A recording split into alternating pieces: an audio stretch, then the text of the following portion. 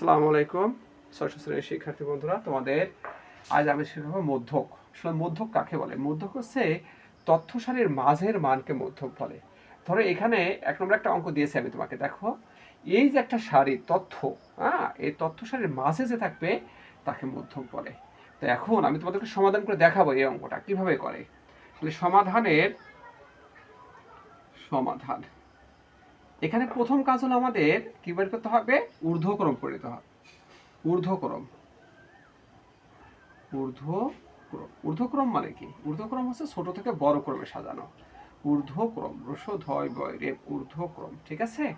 তাহলে সবচেয়ে ছোট এখানে কি আছে দেখো 5। তাহলে আমরা সাজিয়ে দেখি 5 9, তারপরে কত 13, তারপরে কত 17, 5 9 13 17, তারপরে কি আছে দেখো এখানে 18, তাই না? 18, তারপরে কত আছে আমাদের 18-র পরে আছে এই দেখো 27, কত আসবে 27, তারপরে এখানে কি আছে দেখো তো 38 38 49 আর হলো 57, দেখো তাহলে মোট কটা সংখ্যা? 1 2 3 4 5 6 7 8 9টা। এই সংখ্যাটি যে অঙ্কটাই থাকুক আমরা প্রথমে কি করব? তোমার ঊর্ধ্বক্রমে সাজিয়ে নেব। তারপর মধ্যক বের করার সূত্র আছে। কি সেই সূত্র? দেখো মধ্যক সমান n যোগ 1/2 তম পদ, তাই না? তাহলে n এর মান কত? n এর মান হলো এখানে যতগুলো সংখ্যা থাকবে সেটা হলো n এর মান। সংখ্যা আছে কয়টা? 1 2 3 4 5 6 7 8 9টা। তাহলে 9 হচ্ছে n এর মান, ঠিক আছে?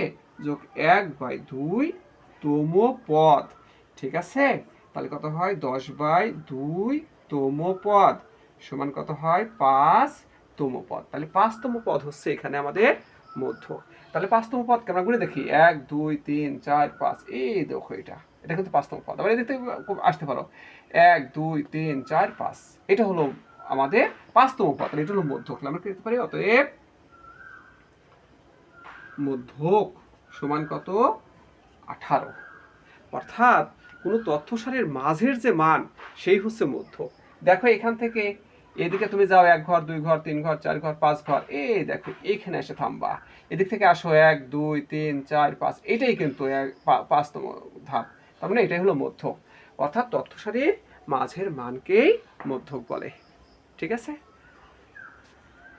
তো ফ্রেন্ডস, তোমাদেরকে অসংখ্য ধন্যবাদ এই ক্লাস অংশগ্রহণ করার জন্য।